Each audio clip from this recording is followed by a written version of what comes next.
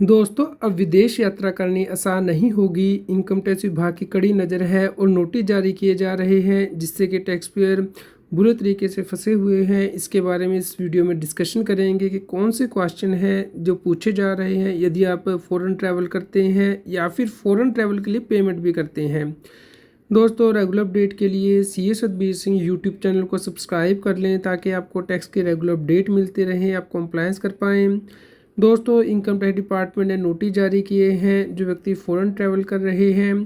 तो इस नोटिस में क्या पूछा जा रहा है दोस्तों, आप देख सकते हैं कि बहुत सारे क्वेश्चन हैं जो कि पूछे जा रहे हैं इनकम टैक्स विभाग के द्वारा नोटिस जारी करके, जहां पे भी ये पता लगता है कि व्यक्ति ने फ़ॉरेन ट्रैवल किया है या फिर फ़ॉरेन ट्रैवल के लिए पेमेंट की है।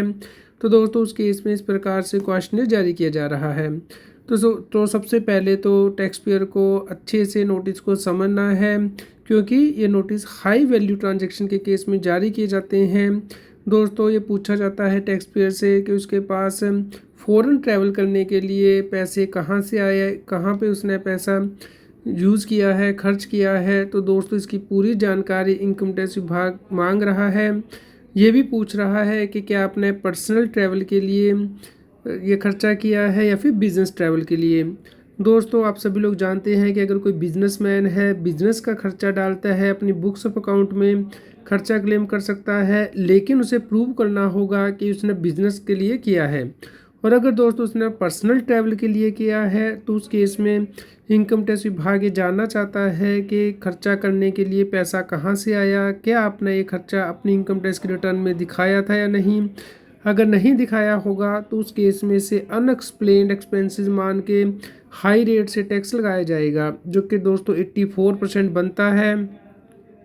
इसके अलावा दोस्तों, सोर्स ऑफ फंड को मांगा जा रहा है इनकम टैक्स डिपार्टमेंट के द्वारा कि आपने खर्चा किया है तो ये बताइए कि टिकट के लिए, होटल के लिए, फॉरेक्स परचेज के लिए आपने क्या क्रेडिट कार्ड के जरिए खर्चा किया है, तो क्रेडिट कार्ड की स्टेटमेंट हमें दें। अगर आपने बैंक से पेमेंट की है तो बैंक स्टेटमेंट हमें दें। इसके अलावा खर्चा करने के लिए जो फॉरेक्स आपने परचेज़ किया है, फॉरेन करेंसी परचेज़ की है, वो कहाँ से की है, उसके बिल आप हमें ला के दें।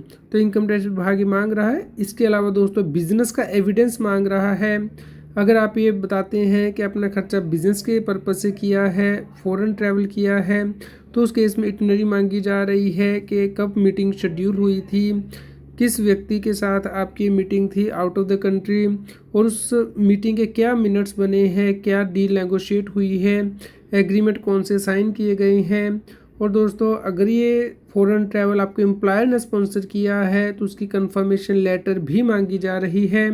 तो आपको ये सभी डॉक्यूमेंट प्रोड्यूस करने होते हैं। दोस्तों, अगर आप फॉरेन ट्रैवल के लिए जाते हैं तो बहुत ध्यान रखें कि डॉक्यूमेंट आपको दोस्तों संभाल के रखने हैं।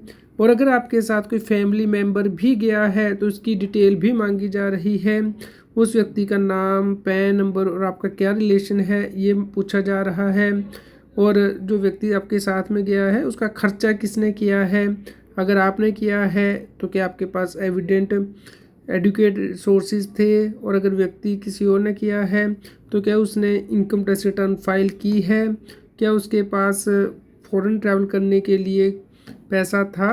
तो ये दोस्तों डॉक्यूमेंट मांगे जा रहे हैं। इसके अलावा रिकन्सिलेशन मांगी जा रही है आपकी इनकम टैक्स की रिटर्न के साथ। अगर कोई व्यक्ति फॉरेन ट्रैवल कर रहा है तो उसे बताना है उसकी इनकम कितनी है, एक्सपेंडिचर कितना है।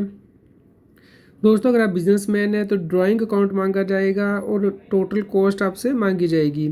इनकम एक्सपेंडिचर का मतलब है कि कहीं ऐसा तो नहीं कि आपने 5 लाख की इनकम दिखाई हो जबकि फ़ॉरेन ट्रैवल पे 10 लाख का खर्चा किया हो।